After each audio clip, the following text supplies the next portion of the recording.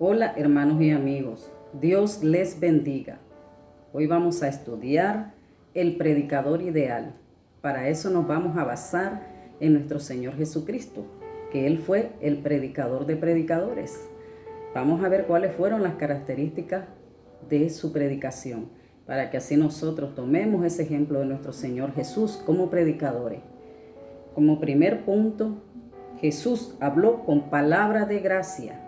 Nuestro Señor Jesús estaba lleno de gracia y de verdad. Sale en Lucas capítulo 4, versículo 22, que dice así la palabra. Y todos daban buen testimonio de él y estaban maravillados de las palabras de gracia que salían de su boca.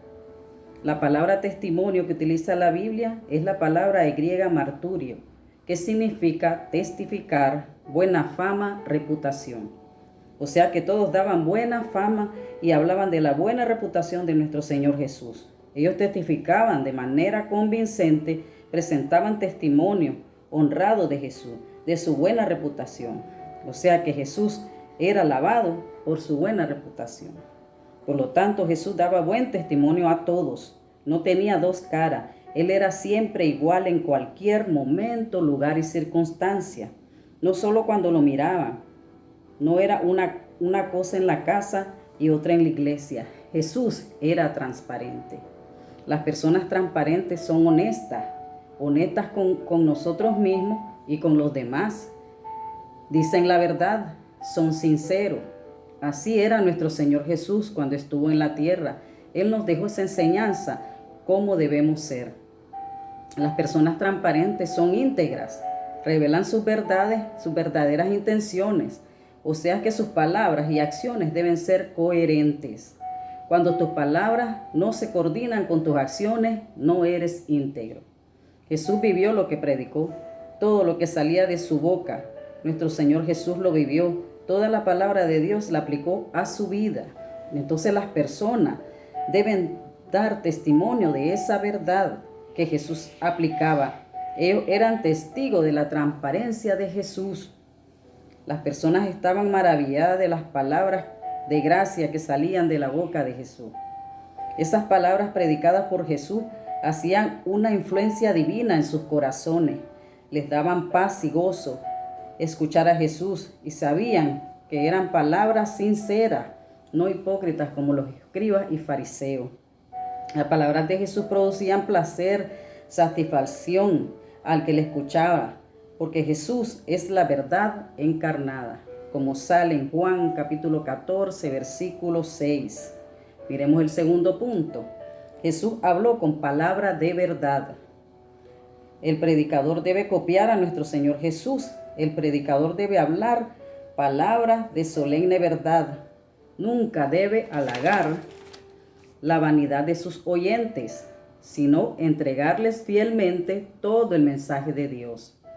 El predicador debe obligatoriamente predicar la verdad de Dios, como nos aconseja el apóstol Pablo en 2 de Timoteo, capítulo 4, versículo del 1 al 4, que dice así la palabra: Te encargo delante de Dios y del Señor Jesucristo, que juzgará a los vivos y a los muertos en su manifestación y en su reino, que predique la palabra, que instes a tiempo y fuera de tiempo, redarguye, reprende, exhorta con toda paciencia y doctrina, porque vendrán tiempos cuando no sufrirán la sana doctrina, sino que teniendo comezón de oír, se amontonarán maestros conforme a sus propias concupiscencias y apartarán de la verdad el oído y se volverán a las fábulas.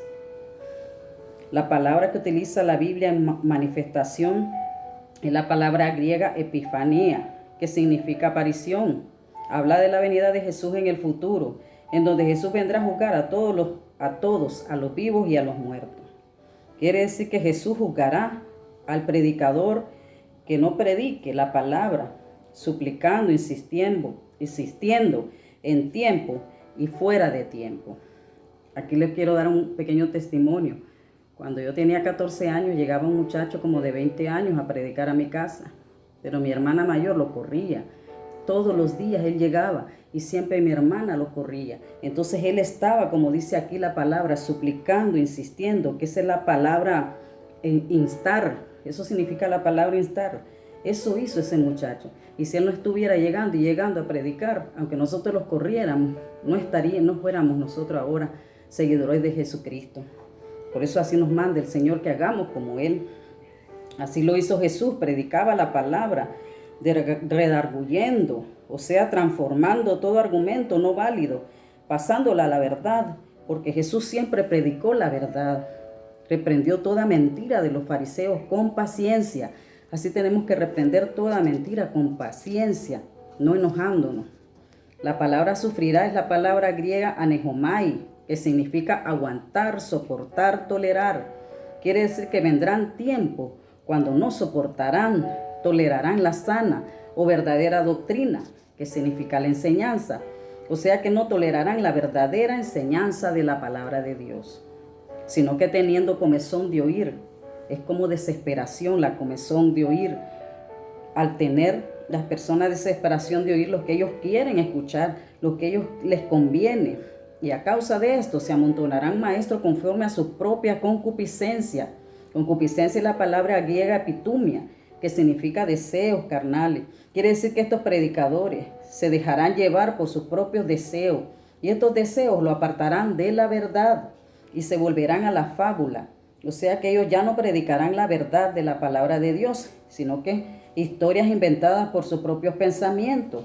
Por eso nos aconseja Pablo que no caigamos en esos tipos de personas, que nos basemos en la palabra de Dios, derribando, dice Pablo, todo argumento y toda altivez que se levante contra el conocimiento de Dios y llevando cautivo todo pensamiento a la obediencia de Cristo. Eso sale en 2 de Corintios capítulo 10, versículo 5. Debemos imitar a nuestro Señor Jesús, que Él es el predicador. Él predicó siempre la verdad, porque vamos a dar cuenta. Cuando nos busquen, nuestro Señor Jesús, recibiremos lo que hayamos hecho. Como tercer punto, Jesús habló palabra de potestad. Jesús habló palabra de poder. Cuando el predicador realmente está ungido del Espíritu, su predicación será con demostración del Espíritu y de poder. Como sale Pablo diciéndonos en 1 de Corintios capítulo 2, versículos 4 y 5, que dice así la palabra. Ni mi palabra ni mi predicación fueron con palabras persuasivas de humana sabiduría, sino con demostración del Espíritu y de poder, para que vuestra fe no esté fundada en la sabiduría de los hombres, sino en el poder de Dios. Nuestra predicación debe ser con la sabiduría del Espíritu Santo de poder, no con nuestras propias palabras, para que nuestra fe y la de los oyentes esté fundada en el poder de Dios. También Jesús demostró en su predicación el poder del Evangelio en su vida. Así todo predicador debe demostrar el poder del Evangelio en su vida. La palabra de este predicador tendrá potencia para echar la incredulidad y nacer fe en los oyentes. Como cuarto punto, Jesús habló palabra de autoridad. Jesús, mientras estuvo en el mundo, habló con autoridad derivada de una autoridad superior, como sale en Marcos capítulo 1, versículo 22, que dice así la palabra. Y se admiraban de su doctrina, porque les enseñaba como quien tiene autoridad y no como los escribas. Todos se admiraban de cómo me enseñaba Jesús, porque hablaba con autoridad. En otro pasaje dice, en Juan capítulo 7, versículo 46, dice así la palabra. Los alguaciles respondieron, jamás hombre alguno ha hablado como este hombre. Era tanta la autoridad de Jesús que todos se admiraban cuando Él predicaba. Así tenemos que predicar con esa autoridad de Jesús. El predicador verdadero también recibe autoridad de Dios para anunciar su palabra, y su palabra solamente por medio del Espíritu Santo. Como sale en 2 de Corintios capítulo 4, versículo 3, que dice así la palabra. Pero teniendo el mismo espíritu de fe, conforme a lo que está escrito, creí por lo cual hablé. Nosotros también creemos, por lo cual también hablamos. Es importante copiar a nuestro Señor Jesucristo para predicar la verdad como Él predicó la verdad.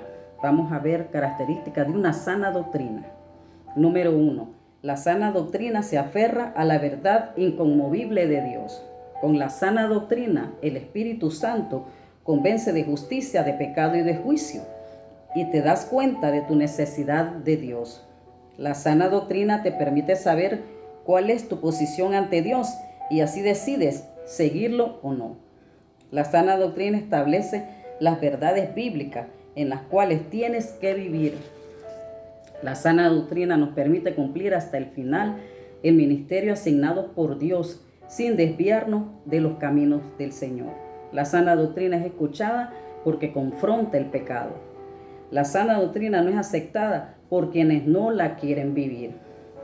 Estos son pasos, ¿verdad?, de la buena sana doctrina en la cual es predicada por el verdadero predicador.